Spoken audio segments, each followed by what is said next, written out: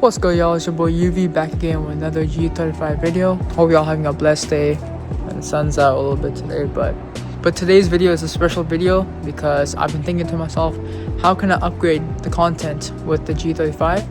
And it was either GoPro or dash cam. So I ended up getting a dash cam. So the dash cam I picked up is the REDTIGER F17 Elite. So this is one of the most hyped dash cams on the market right now. It's either this or the ASDOM M550 or whatever. But I picked the REDTIGER because it has 4K front, 2.5K rear, and 1080p in the cabin with full night color. So no more black and white that you guys see on regular dash cams. This is going to show true full color. And yeah, like the inside of the package is really far and simple. So as you open the box, you're going to be met with the illustration page. So this shows you kind of like what the buttons are for and where they're located. And then there's a small pamphlet here with the user manual and a sticker. But the whole presentation of the box looks absolutely amazing. You just want to dive in and go like grab the camera and see how it feels. But it feels really good. Like it's not no cheap plastic parts. It's sturdy, it's firm, and it's really nice that they pre-apply the adhesive that comes with this, so you don't have to mess up and take a risk yourself.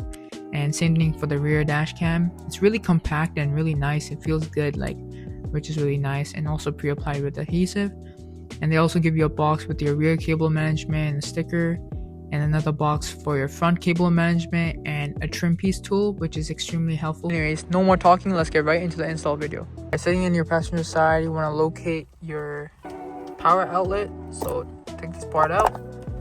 REDTIGER gives you this power supply cable with firmware, so it has a cable plus a tool, which is right down there. Want to grab your tool or your cable and insert it in here. You want to insert it straight down like that, so when you open your glove box, it doesn't hit that and fall out or just bend the wire. So get that part in. Alright, so the cable that REDTIGER gives is really long, so you gotta figure out how you want to route it through. So the way I would like to do it is route it through here, kind of zip tie it to this portion right here, and then feed it underneath this. There's a plate right here, so we'll feed it underneath this plate, wrap it around here, go through here, behind the weather seal, move up, and I think either A will go through here and then through the pillar, or B will put all the wiring in the pillar and bring it all the way up, then tuck the rest of the wire through the headliner and come out and place it right there. Alright, so this plate right here, you want to put your thumb on here, put your thumb here and pull it down. There you go, and it just sits here. Usually it'll fall down to the ground, but because I have it kind of tied up here, it's gonna hang. And we're gonna feed this through here, so let the rest of the cord kind of collect up here, and then we'll wrap it behind this. So before we route the wiring, we want to take out this plastic trim that holds kind of like the weather strip here. So just kind of pry it out. There we go. That was easy. And just set that aside for now. Alright, so first thing we'll do is feed in the wire.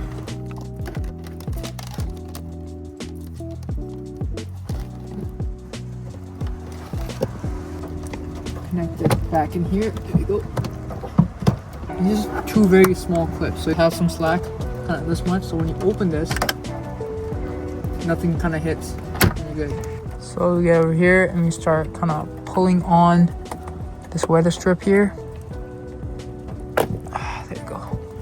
So we're just gonna yank the strip off, open it. So now you can see there's an opening right here for us. And that's where we're gonna feed this wire. So we're gonna feed the wire. There's a small hook right here, as you can see. Kind of hook it right there like that. Nice. And then feed it all the way up.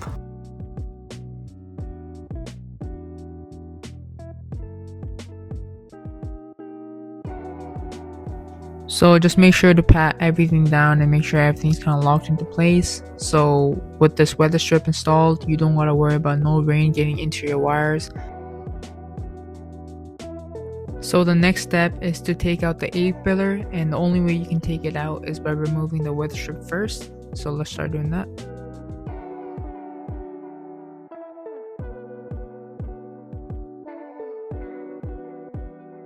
So there are two plastic clips that hold the A pillar, and you want to make sure when you're pulling the A-pillar out that you pull it to the bottom left instead of downwards, because you're going to break the clips.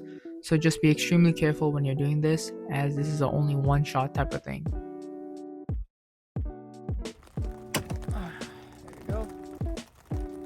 So to pull out the A-pillar, you kind of gotta wiggle it and like move it back and forth, and eventually it'll just come out nice and easy. There's another angle, so up close. There's an little gap here. Bring the cord through this gap. There you go. So now it's like automatically just wants to tuck in, and it won't come out because it's going through this hoop, this little hole. So we have the wire feeding up through here, and now we can kind of drag the wire all the way up here. So the wire, when the A-pillar will be seated, it'll sit right here along these other wires. Alright, for this next part, you want to feed in any excessive wire that you don't want sticking out, and just kind of estimate how much you think would go in, and have enough wire that your fitment looks good and the wire comes all the way to the camera. So here's another angle of tucking in the wires, so you can kind of see how it overlaps. And the end of the A-pillar sticks into a hole that's right next to where the wires are, so you don't want to cover that hole with the wires, because you end up bending the wires and the fitment. Like, I don't even think the A-pillar would even lock in, so just make sure do not put any wires where that hole is. So after you're happy with how much wire you have in, the A-pillar will just eventually slide in, and hold the wire and drag it all the way up so the wire doesn't fall out as you're putting the A-pillar in. So once you get it in formation, give it a little love tap. There you go. That's not going anywhere. Put the weather strip back in.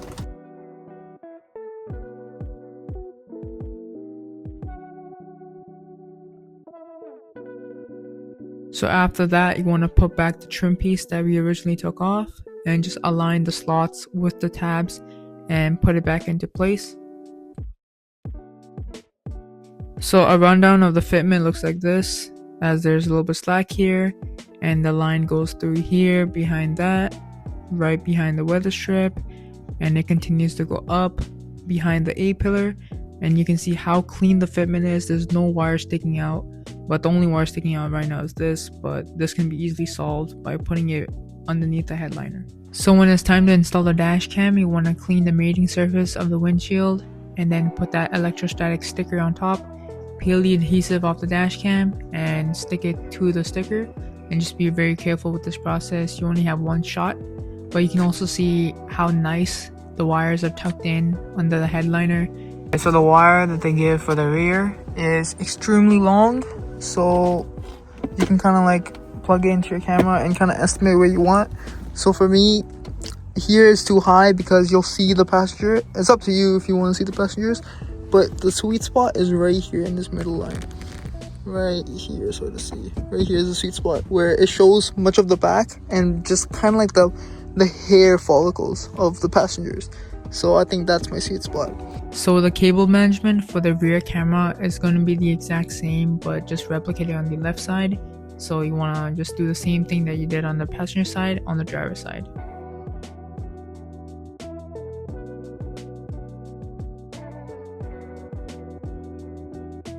So after feeding in the wires behind the A-pillar and behind the weather strip, you want to bring the wire down and feed it in between these slots where the plastic trim piece sits, and then you want to bring the wire behind this entire weather strip and above this SRS airbag, and just feed it in with that tool that REDTIGER gives you. So this is kind of how it looks like, and just be very careful with the SRS airbag. Do not want to pry on it too hard where it just blows up in your face.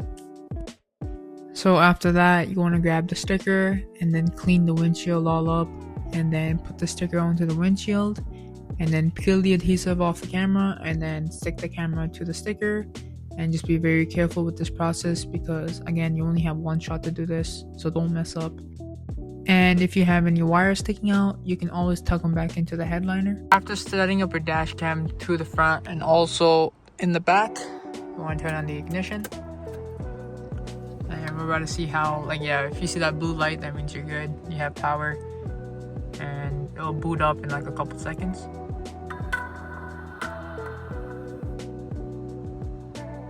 So So you're gonna be met with this screen right here. So you can kind of see it's a 3-way split. This is kind of like the 4K camera, 2.5, and then 1080p, which you can see me. And it's not black and white because of the full night color. And it's pretty cool. You can like navigate through it. So with that 3-inch touchscreen, this is the front. This is the cabin. And this is the rear. If you look closely here, there is a Wi-Fi symbol, a voice control symbol, and your microphone symbol. So yeah, that's the Wi-Fi. You're able to download all your clips. Yeah, so once you have the voice control on, you can also give it commands. You can say, take a picture. Take a picture. Alright, bro, like it wasn't listening to me. But yeah, you can also do that. It's pretty cool. And you're able to press settings, and you can navigate everything through resolution, your sound record, Wi-Fi, and you can set up your everything on here: speed stamp, speed unit, your clock timing, so change the date and the time. Pretty cool, and it's very responsive, which I really like. But yeah, I hope you guys really enjoyed the video, and drop a sub and drop a like, drop a comment, and I'll see you guys in the next video. Take care.